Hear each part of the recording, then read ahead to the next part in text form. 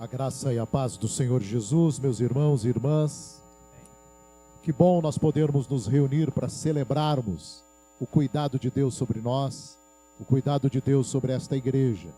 Nesses 54 anos que os irmãos estão celebrando, Deus é bom. Amém? Pode repetir comigo? Deus é bom. Deus é muito bom. Deus é bom demais. Em todo o tempo Ele é bom. Aleluia.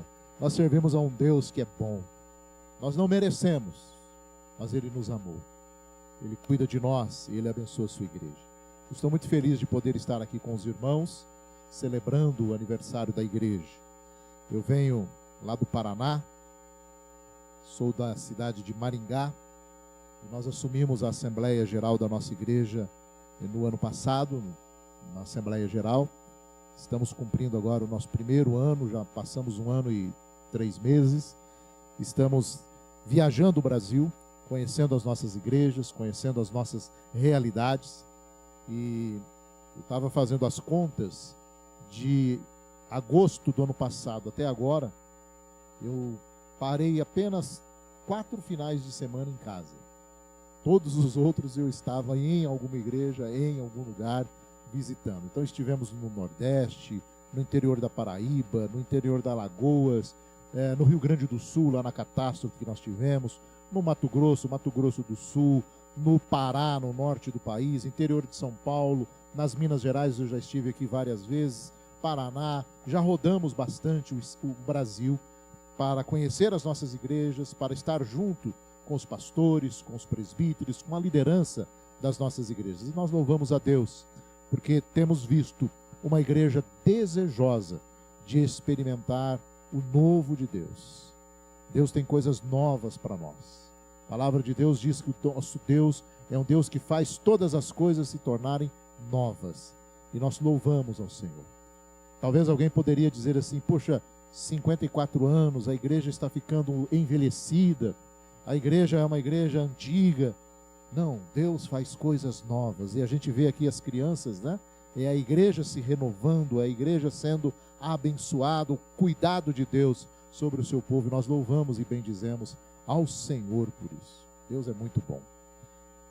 Como eu falei, eu sou de Maringá. Até o final do ano passado, eu era o pastor titular da terceira igreja de Maringá, da terceira IPI da cidade de Maringá. Nós temos 6 IPIs em Maringá. E pastoreava a terceira igreja. E de janeiro para cá, o conselho da igreja me deu a grata bênção de ficar como pastor auxiliar, sem precisar aparecer na igreja, porque eu não apareci mais na igreja depois desse período, né? Mas me mantiveram como pastor auxiliar para poder me dedicar nessa função de presidente da Assembleia Geral da IPI do Brasil. Eu louvo sempre a Deus, porque Deus tem os seus planos, os seus projetos. A palavra de Deus diz que os planos de Deus não podem ser frustrados. Mesmo que a gente não queira, né? Mesmo que a gente ache sempre uma desculpa para as coisas de Deus. A minha família se converteu ao presbiterianismo, se converteu ao evangelho, mas no presbiterianismo, há 151 anos, em 1873. No interior de São Paulo, aqui na Serra de Botucatu, um grupo de descendentes de portugueses morava ali numa região, perto de um rio, era um grande sítio, uma grande fazenda perto de um rio chamado Rio Novo, e esse rio depois deu origem à cidade de Avaré, cidade bastante conhecida aqui do interior de São Paulo. Minha família toda era daquele núcleo, tanto a família do meu pai quanto a família da minha mãe, os meus tetravós, né, trisavós, todos ali. E eles, certa vez, foram visitados por missionários. E esses missionários eram estudantes de um seminário que nem existia de fato. No Rio de Janeiro havia a igreja presbiteriana, lá no Rio de Janeiro, havia uma sala que o reverendo Simonton lecionava para esses candidatos ao ministério. E entre eles estava um jovem português também chamado Miguel Gonçalves Torres. E o Miguel Torres, ainda estudante, juntamente com outro colega, que também era estudante, um português também, chamado Modesto Perestrelo de Carvalhosa. Eles colocaram um monte de Bíblia no lombo de mulas e foram percorrer as regiões aqui de Mojimirim e descendo então até a Serra de Botucatu. Naquela época não havia estrada, não havia ainda a linha férrea, né? E eles foram no lombo de mulas, levando Bíblias e evangelizando os sítios e os lugarejos onde havia portugueses, descendentes de portugueses, porque como eles eram portugueses, era mais fácil para ter essa primeira aproximação. E lá naquele sítio, eles chegaram um dia e anunciaram o evangelho, e pregaram o evangelho ali. Isso foi por volta de 1871. E em 1873, a missão americana, a Igreja Presbiteriana no Brasil, trouxe o missionário português chamado João Fernandes da Gama, o reverendo da Gama, muito conhecido. Ele se estabeleceu em Rio Claro. E de Rio Claro, então, o reverendo da Gama foi levando e visitando todos esses sítios onde já haviam sido visitados e pregada a palavra de Deus e vendido Bíblias. E ele chegou nesse sítio onde a minha família estava.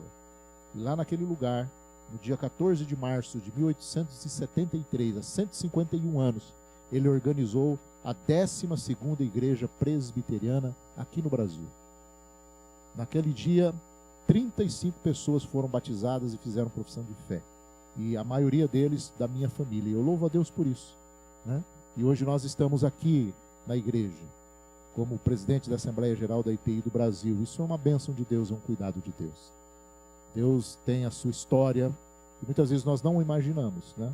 Com todas as lutas e dificuldades. Deus me deu um espinho na carne. E eu sempre tenho falado a Deus, Deus me dá graça. Eu tenho uma doença autoimune, foi diagnosticado já há uns 10 anos, e é uma doença muito agressiva, ela se chama leucemia. Os irmãos já devem ter ouvido falar bastante de leucemia, ela tem várias fases. E a minha fase, ela ficou numa fase crônica, chama-se leucemia mieloide crônica.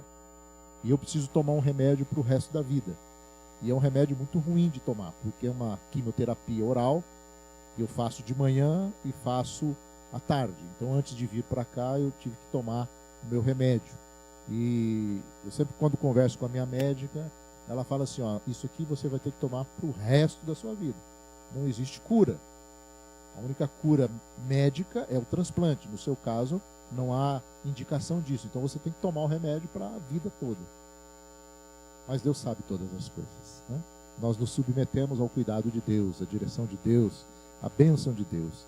E apesar disso, Deus tem nos chamado. E eu sempre falo para minha esposa, a minha esposa me acompanha quando pode, quando não dá, que eu estava em Maringá, então para vir para cá ficou muito longe, depois eu tenho que ir para São Paulo amanhã, mas a minha esposa está sempre comigo, me acompanhando nas viagens, e eu tenho sempre falado para ela, Deus nos chamou e a gente não pode virar as costas. A palavra de Deus diz que aquele que põe a mão no arado não pode olhar para trás. Quem colocou a mão no arado não pode olhar para trás. E esse tem sido a nossa dedicação à igreja. Por isso eu peço a oração dos irmãos. Orem por nós, né? Que Deus nos abençoe e nos dê a sua graça. Eu tenho um casal de filhos, a Karen. A Karen é professora nos Estados Unidos. Ela se mudou para lá na pandemia. Ela passou num concurso público. Foi ela, o meu genro e a minha neta. Minha neta na época tinha 4 anos. Minha neta agora já está com 8, né? Eles já estão lá já há 4 para 5 anos.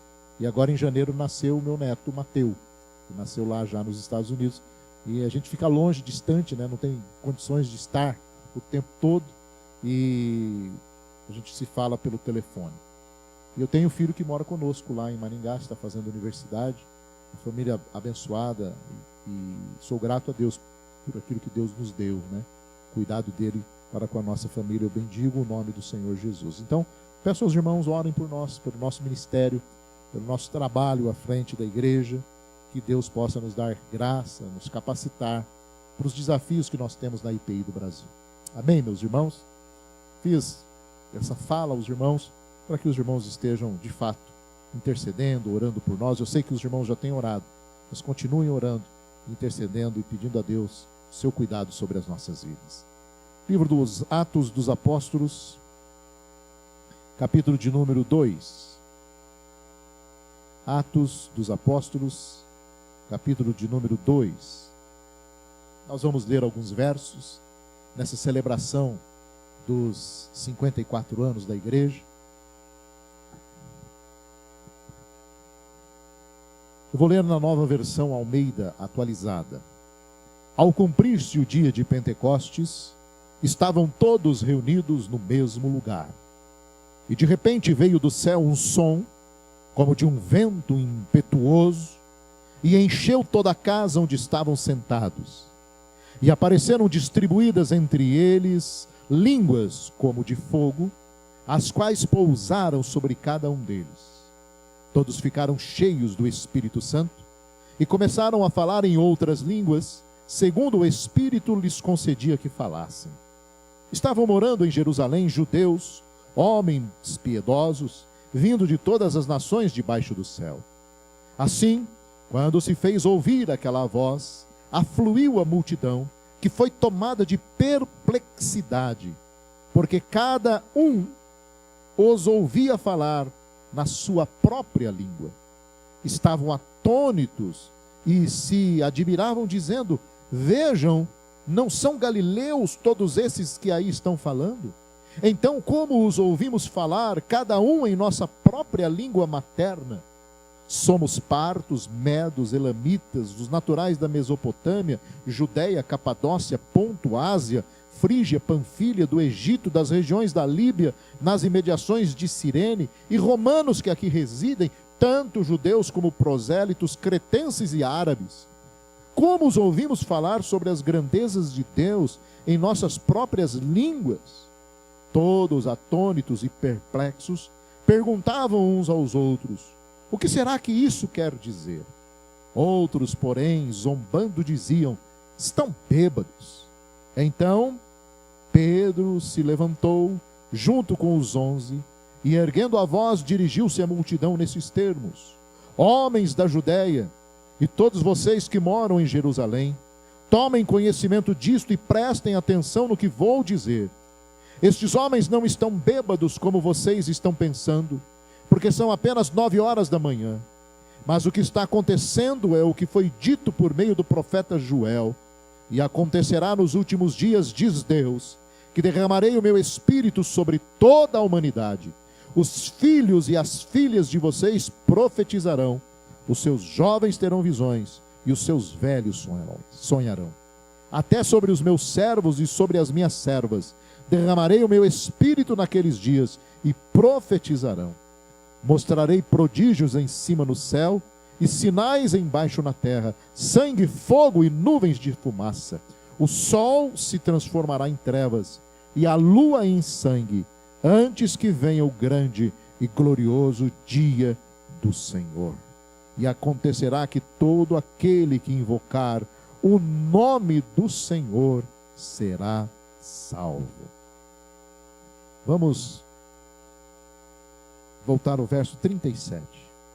Quando ouviram isso, ficaram muito comovidos e perguntaram a Pedro e aos demais apóstolos: que faremos, irmãos?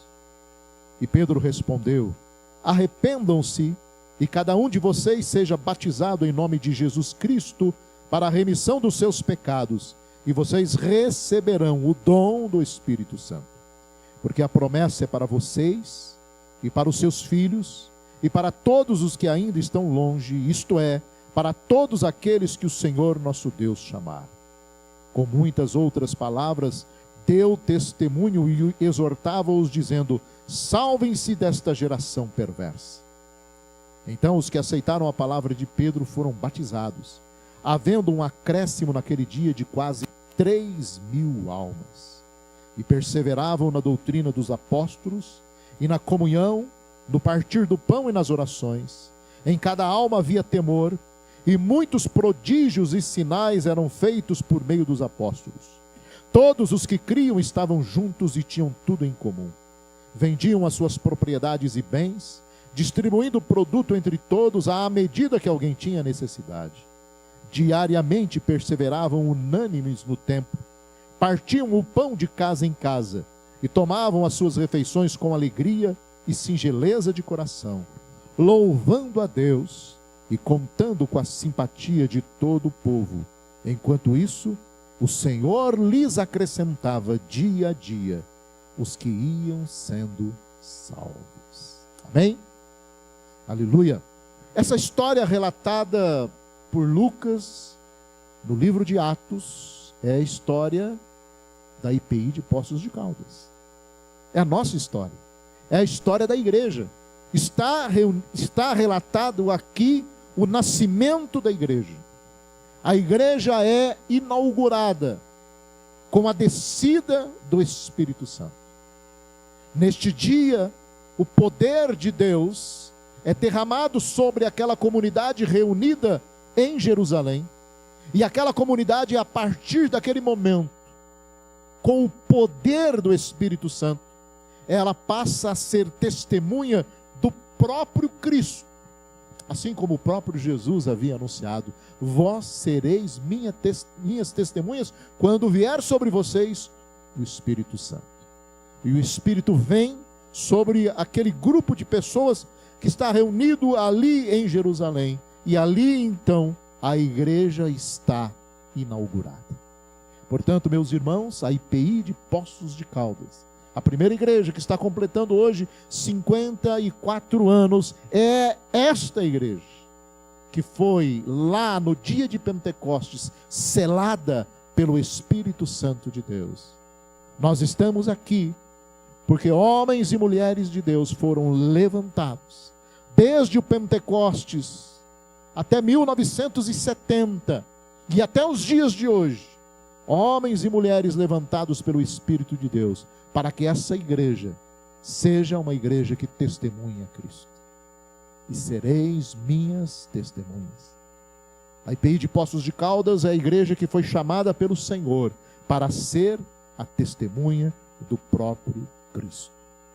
E é importante isso, irmãos, porque quando falamos de testemunho, testemunho implica que a igreja dialogue com o seu tempo, com o seu momento. Nós não podemos ser testemunhas de alguma coisa que é anacrônico, que está fora do nosso tempo. Nós somos chamados a ser testemunhas no nosso tempo, no dia que se chama hoje, no tempo que se chama agora. Nós fomos chamados para ser testemunhas aqui. Por isso, como igreja, e igreja que testemunha a Jesus, nós precisamos, ao testemunhar o Cristo, responder às perguntas que a sociedade de agora está fazendo. A igreja, ela é atemporal, mas a igreja dialoga com a sociedade do seu tempo. A igreja de Jerusalém, no Pentecostes, dialogou com aquela comunidade do seu tempo. O texto bíblico nos mostra que naquela cidade, em Jerusalém, havia um grupo muito grande de pessoas que vieram ali de várias nações cultuarem a Deus. Eram judeus que já estavam espalhados por várias regiões. E a igreja, quando recebe o Espírito Santo, e eles começam a falar nos idiomas que aquelas pessoas conheciam, e cada um deles começa a ouvir falar de Jesus no seu próprio idioma. Isso tem algo importante para nós. Nós precisamos testemunhar para que as pessoas possam ouvir o Cristo no seu idioma. E não é só no idioma linguístico, mas é no seu idioma pessoal, de vida, de cultura, de estabelecimento nesse mundo. A igreja é chamada para testemunhar Cristo agora, para testemunhar Cristo hoje. E neste aniversário que a igreja está completando, nós perguntamos e insistimos na pergunta: como esta igreja tem testemunhado Cristo nesta cidade? Como esta igreja tem testemunhado Cristo numa sociedade perversa, numa sociedade pecadora, controlada cada vez mais pelo reino das trevas? A igreja é a congregação daqueles que foram chamados, equipados, nutridos e enviados para testemunhar à sua gente, à sua cultura, o Cristo que salva, o Cristo que cura, o Cristo que liberta. Portanto, a igreja é chamada para ser o povo de Deus, que manifesta os sinais do reino de Deus, em todas as suas relações, e que a igreja esteja, ela é chamada para isso, para que ela esteja conectada com os dramas, com as histórias das pessoas no seu tempo.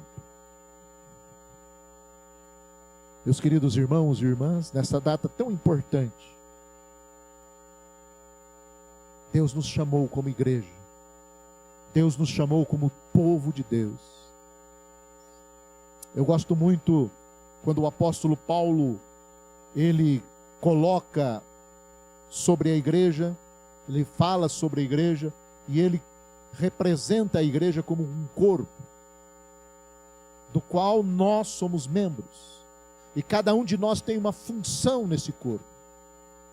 Portanto, quando nós estamos juntos aqui em comunidade, nós, cada um como membro individualmente, se junta, e aí, pela graça, pelo sacramento da misericórdia de Deus e da sua palavra, nós nos tornamos corpo de Cristo.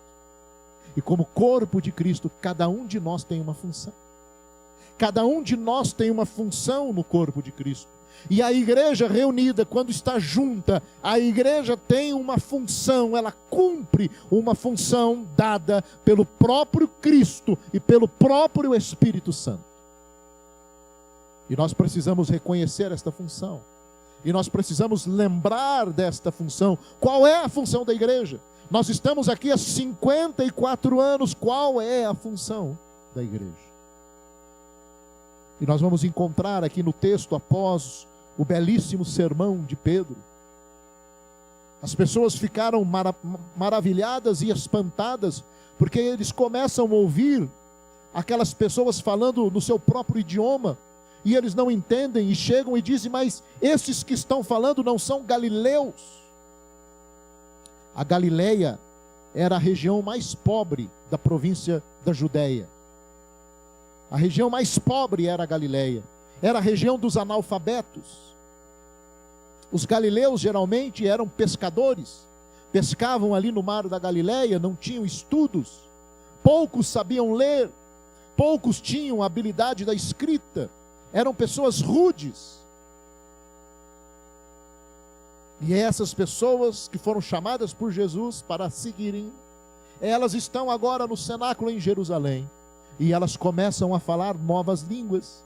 E as línguas que elas falam são compreendidas pelas outras pessoas, pelos cretenses, pelos da Mesopotâmia, da Panfilha, do Egito, dos árabes, daqueles que moram na Líbia, dos próprios romanos. Eles começam a ouvir e ficam maravilhados. Não são galileus, são analfabetos. E como nós podemos ouvir? Algo extraordinário está acontecendo. Mas alguns zombavam e diziam: estão bêbados. E Pedro então toma a palavra e ele prega um sermão maravilhoso, que você pode depois continuar lendo na sua casa.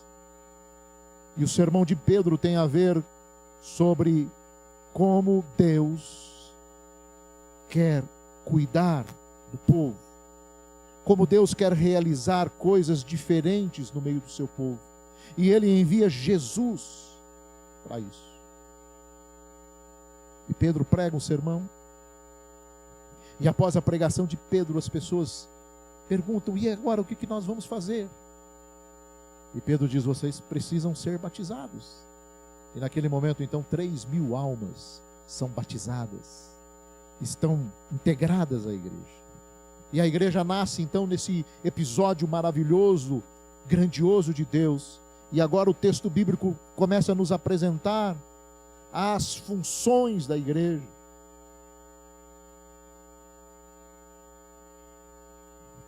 Verso 42. Perseveravam na doutrina dos apóstolos.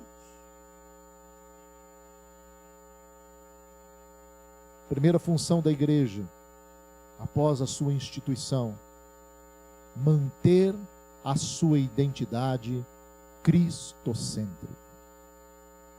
O ensino dos apóstolos não era o ensino sobre mais ninguém, a não ser sobre o próprio Cristo. O ensino dos apóstolos era o ensino de Cristo, da sua doutrina, era um ensino a respeito daquilo que Cristo deixou. Portanto, o ensino dos apóstolos é um ensino sobre Cristo, sobre Jesus. E perseverar na doutrina dos apóstolos, no ensino dos apóstolos, significa manter a sua identidade cristocêntrica. 54 anos que nós somos chamados como igreja aqui, para manter a nossa identidade cristocêntrica. Eu acrescento aqui também, manter a nossa identidade cristocêntrica e bíblica. Porque o ensino dos apóstolos se transformaram no cânon, que é a Bíblia, que é a palavra de Deus. A nossa única regra de fé infalível para a nossa prática. A nossa função, então, é mantermos a nossa identidade cristocêntrica e bíblica. Meus queridos irmãos, temos vivido tempos da hipermodernidade, crenças desvalorizadas, verdades que se tornaram subjetivas, verdades que se tornaram particulares, cada um tem a sua verdade.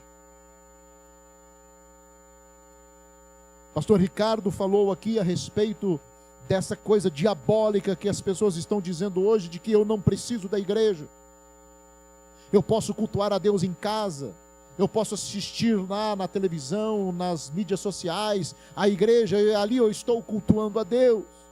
Mas nós só somos igreja quando nós nos juntamos e estamos juntos. E ao nos juntarmos, ao estarmos juntos, nós enfatizamos a nossa identidade cristocêntrica. Porque Cristo disse, quando vocês se reunirem, 2 ou 3 em meu nome, eu estarei no meio de vocês. Aleluia. Esta é a igreja mantém a sua identidade cristocêntrica, porque ela olha para Jesus, porque ela aponta Jesus. A função da igreja é em guardar os ensinos dos apóstolos, guardar a palavra de Deus, é manter a sua identidade. Nós estamos passando por momentos em que muitas pessoas questionam a igreja, questionam a identidade da igreja. Para que igreja? Igreja para quê? Igreja se tornou um business, igreja se tornou um negócio, igreja se tornou algo que as pessoas estão indo apenas para passar um tempo, para quem sabe passar alguns momentos para se distrair. Mas nós fomos chamados para sermos uma igreja que testemunha o Cristo, a salvação do Cristo, o Cristo que virá. Por isso a igreja não pode abrir mão da sua cristocentricidade. Cristo é o centro da igreja. Cristo precisa ser o centro da sua palavra. Cristo precisa ser o centro das suas canções. Cristo precisa ser o centro das suas atividades. A igreja é formada para que nós mantenhamos a identidade cristocêntrica, bíblica. O Evangelho é a boa notícia de Deus. E a boa notícia de Deus é Jesus. Portanto, quando anunciamos o Evangelho, quando pregamos o Evangelho, quando testemunhamos o Evangelho, nós estamos anunciando Jesus. Quando nós celebramos a ceia do Senhor, nós estamos celebrando a vitória de Jesus sobre a morte. Quando nós participamos do batismo, nós participamos integrando aquelas pessoas pelas águas do batismo, no sacramento misterioso, para o corpo de Cristo, para fazer parte da igreja viva do Senhor Jesus. A identidade cristocêntrica. Esta é a identidade da igreja que nós precisamos preservar. E nós fomos chamados para isso. E a igreja em Atos, quando ela nasce, ela já nasce com essa função específica, manter a sua identidade cristocêntrica. Perseveravam na doutrina dos apóstolos. A igreja deve ser uma amostra do reino de Deus. Por isso as pessoas que vêm à igreja precisam experimentar um pedaço do céu. As pessoas que vêm à igreja precisam experimentar, participar deste banquete celestial, na presença do próprio Cristo, porque o Cristo vivo está conosco. Aleluia. Nós testemunhamos o Cristo vivo. Mas o texto segue, no verso 43, diz que em cada alma havia temor, e muitos prodígios e sinais eram feitos por meio dos apóstolos. A outra versão diz, muitas maravilhas e sinais eram feitos pelos apóstolos. A função da igreja é também manter viva a esperança que se fundamenta na abertura para o mistério divino. A igreja precisa estar sempre anunciando o mistério divino. A igreja precisa apresentar a este mundo o mistério divino. Porque nós estamos vivendo tempos de banalização do sagrado. Tempos em que as pessoas perderam a noção do que é santo, do que é sacrossanto, do que é sagrado. Nós estamos vivendo um período em que as pessoas já não têm na alma o temor que coloca o ser humano de joelhos. Por isso a igreja recupera o mistério divino, porque a igreja é o lugar da manifestação do divino. A igreja é o lugar, é a comunidade que preserva a expectativa de que o céu vai se abrir e de que o favor de Deus vai ser derramado sobre nós. O mundo lá fora vai se tornando cada vez mais frio, cada vez mais fechado, cada vez mais racionalizado no poder humano, mas a igreja fala do milagre, porque o milagre é real. O milagre acontece. O milagre aconteceu hoje na sua vida, meu irmão, minha irmã. E talvez você nem percebeu, mas Deus fez um milagre para você hoje. Quando você acordou e você respirou, milagre de Deus na sua vida. E a igreja é chamada para testemunhar esse milagre, porque nós estamos banalizando. A igreja testemunha o Cristo que muda histórias. O mistério divino é aquele que toca no coração do mais terrível pecador. E o apóstolo Paulo é o grande exemplo desse processo. Quando nós continuamos lendo o livro de Atos, nós vamos chegar até Saulo, o perseguidor da igreja. Mas este homem é tocado pelo mistério divino, e ele tem um encontro com Deus, e esse encontro transforma a sua vida. Jesus o coloca em terra, ele se transforma. Esse é o mistério divino. Quantas pessoas aqui foram tocadas por esse mistério? Nosso querido irmão testemunhou aqui, o presbítero, foi tocado por esse mistério divino, esse mistério que se abre para que vidas se convertam.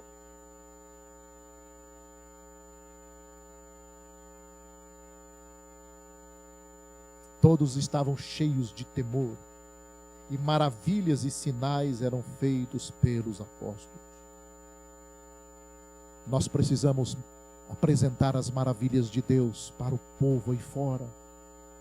Como igreja, nós precisamos testemunhar que Cristo transforma vidas, que Cristo muda histórias, que Cristo faz brotar rios nos lugares áridos, que Cristo traz vida onde antes havia morte. Essa é a função da igreja, manter viva a esperança que se fundamenta na abertura para o mistério divino.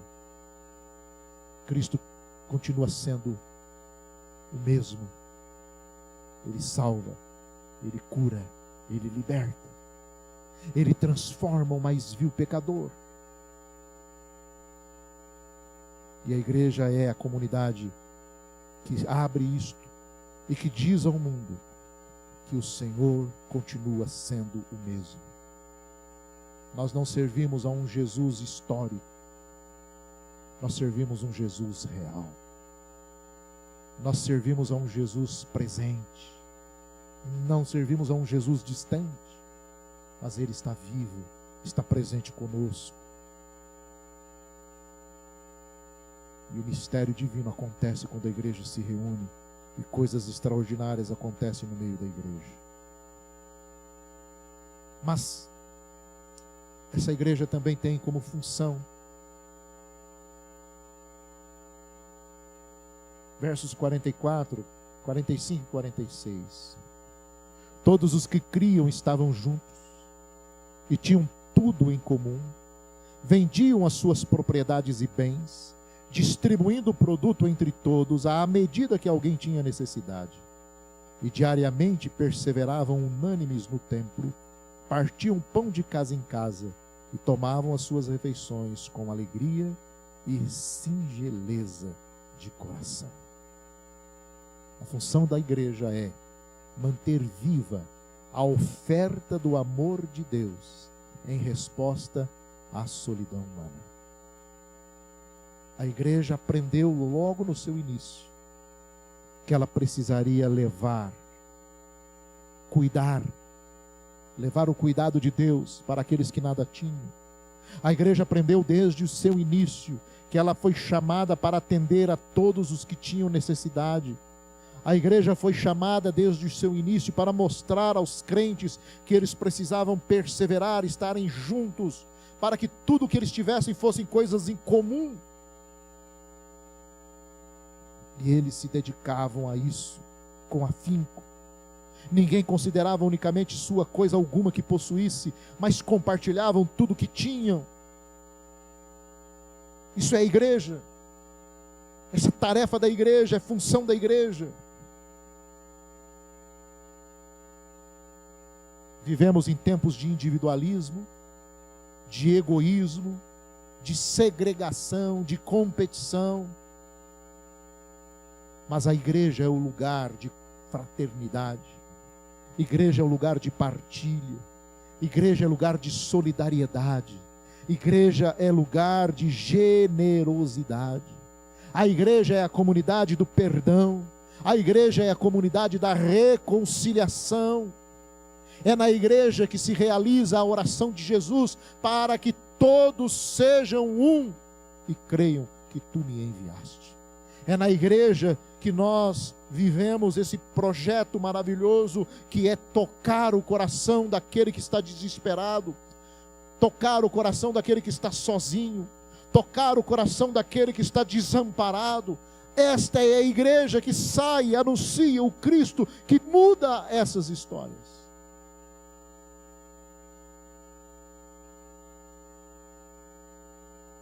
A igreja, ela não vive a sua missão esporadicamente. Intervalos regulares que vamos implementando projetos missionários.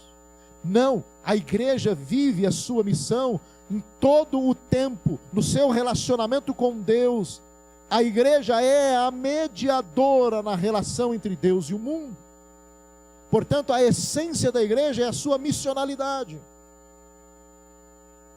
E a sua missionalidade é expressa aqui no cuidado ao próximo, no cuidado ao outro, na partilha, na comunhão. Não existe um momento em que começa a missão e termina a missão é contínua. Nós não temos essa interrupção, porque a nossa relação com Deus é contínua. Deus não interrompe a sua relação conosco. Deus está ativo em todo o tempo. Por isso a igreja é sempre uma igreja em missão. E essa missão é de tocar a solidão das pessoas e fazê-las ver que Cristo é o seu Senhor. E quando nós estamos juntos como igreja, Cristo está conosco. Essa igreja que nasce com o Pentecostes, ela também tem como função, no verso 47,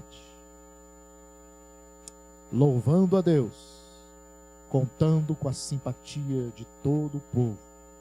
E enquanto isso, o Senhor lhes acrescentava dia a dia os que iam sendo salvos. A função da igreja é, meus irmãos, manter vivos os sinais do reino de Deus na história. A igreja é aquela que anuncia para o mundo. A igreja é a nova humanidade transformada por Jesus. Nossas vidas foram renovadas pelo Senhor. Somos um povo distinto, diferente. E como esse povo distinto, como esse povo diferente, nós apontamos agora para o Deus que quer transformar as vidas, modificar o coração do homem. E apontamos para o reino que há de vir.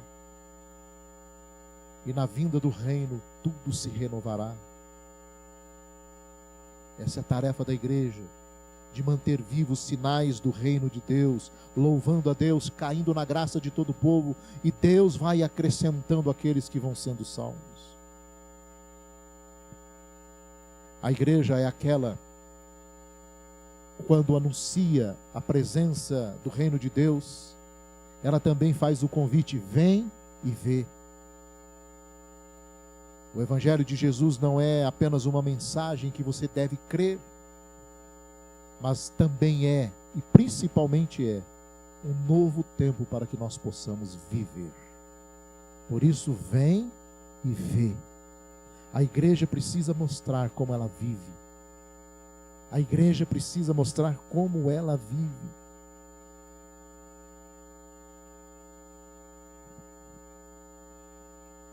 E essa igreja se envolve com a comunidade, se envolve com a vizinhança, se envolve com o mundo. Ela pratica justiça, ela pratica a misericórdia, ela anuncia o Cristo que reconcilia o homem afastado de Deus.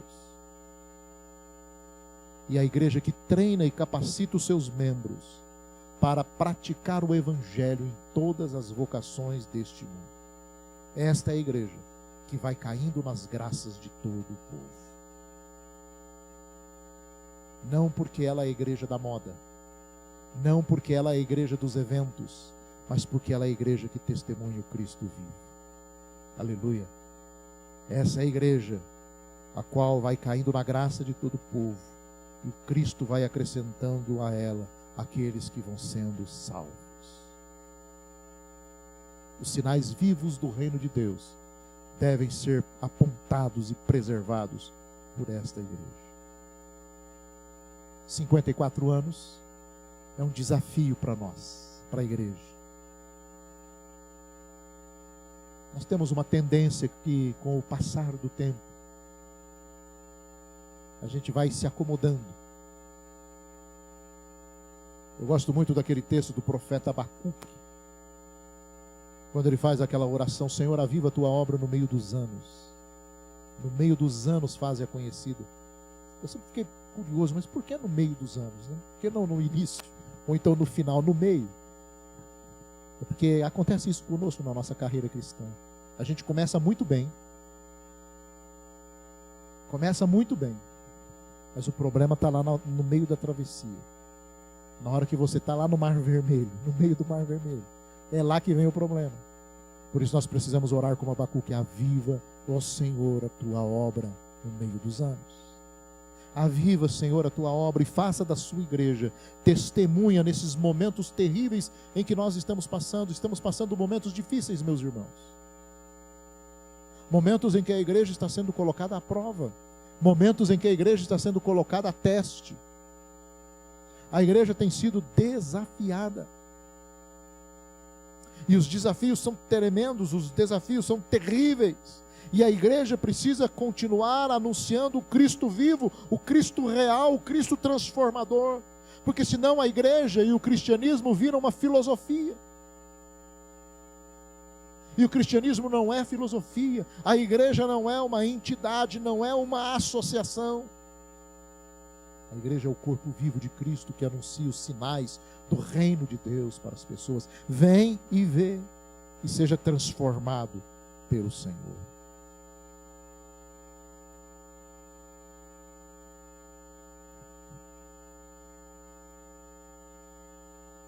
A igreja é a comunidade daqueles que já não vivem mais com medo da morte, porque nós anunciamos a vida. E nós vivemos a dimensão da vida em Cristo Jesus. E, portanto, nós profetizamos a ressurreição. E profetizamos que naquele dia nós estaremos aos pés de Cristo, celebrando a vitória daquele que no Apocalipse diz: não tenham medo, eu venci a morte, eu tenho as chaves da morte e do inferno. Eu sou o Alfa e o Ômega, o primeiro e o último, sou aquele que vive, estive morto, mas agora vivo para todo sempre. Este é o testemunho da igreja. É isso que a igreja precisa mostrar, anunciar e profetizar para essa sociedade. Você está disposto a este desafio? Amém? Porque quando nós estamos falando de igreja aqui, meus irmãos, nós não estamos falando dessa placa bonita que os irmãos têm ali fora. Nós não estamos falando dessas 4 paredes que estão aqui, com a galeria, os bancos. Nós não estamos falando do CNPJ, do endereço. Nós estamos falando de cada um de nós. Somos igreja. Cada um de nós fomos chamados para ser esta igreja. A igreja que nasce no Pentecostes é a igreja que está aqui hoje. A igreja que nasceu no Pentecostes é a igreja que está aqui hoje. E essa igreja tem a função de manter a sua identidade cristocêntrica, anunciar Cristo. Cristo é o centro da sua palavra. Essa igreja tem a função de manter viva a esperança que se fundamenta na abertura para o mistério divino. O mistério divino continua acontecendo e nós precisamos anunciar isso com temor e tremor. A igreja é aquela que mantém viva a oferta do amor de Deus em resposta à solidão humana, àqueles que estão desesperados. E a função da igreja é manter vivos os sinais do reino de Deus na história. O rei vem, o rei virá, e a igreja reinará com ele. Amém? Estejamos todos nós prontos para sermos uma igreja missional, uma igreja em missão, uma igreja que vai caindo nas graças de todo o povo. E o Senhor vai acrescentando a ela aqueles que serão salvos. Vamos orar? Eu quero convidar você a ficar em pé, para nós orarmos neste momento e pedirmos a misericórdia de Deus. Medite nessa palavra, que essa palavra possa falar ao seu coração, meu irmão, minha irmã. Você é a igreja que nasceu lá no Pentecostes. Essa igreja está aqui. E aquelas mesmas funções da igreja do Pentecostes, elas estão vivas hoje.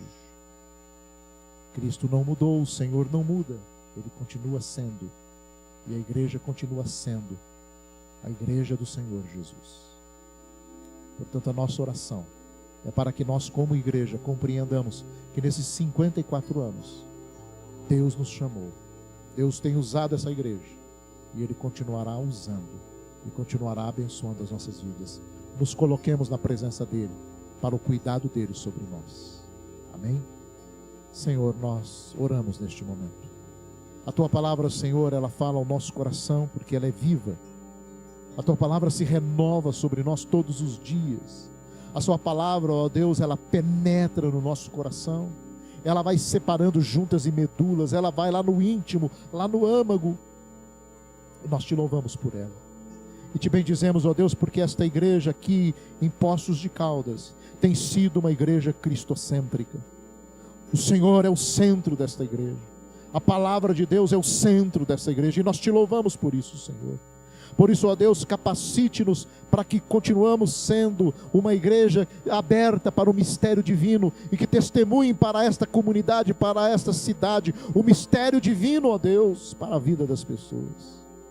O Cristo que salva, que muda histórias, que transforma vidas, que realiza coisas novas e grandiosas. Nós oramos, Senhor, e intercedemos para que a igreja possa estar preparada, ó Deus, para ser uma resposta à solidão humana, apresentando o amor de Deus. E para que a igreja mantenha vivos os sinais do reino de Deus na história. Que nesta cidade o reino de Deus possa ser visto neste lugar. E que essa igreja possa falar com ousadia o convite: vem e vê. Portanto, abençoe cada irmão, cada irmã. cada ministério desta igreja, Senhor, o conselho dessa igreja, o corpo pastoral dessa igreja, o ministério diaconal, o ministério de música, ó Deus, todos os ministérios, ó Deus, os grupos, Pai, que esta igreja esteja envolvida em ser uma igreja autêntica, a igreja que traz as marcas do Pentecostes, Senhor, para que as pessoas possam ver o agir de Deus neste lugar, e que pessoas sejam transformadas e curadas, como já foram ao longo desses 54 anos, que o Senhor continue usando esta igreja como testemunha profética neste lugar e nesta cidade.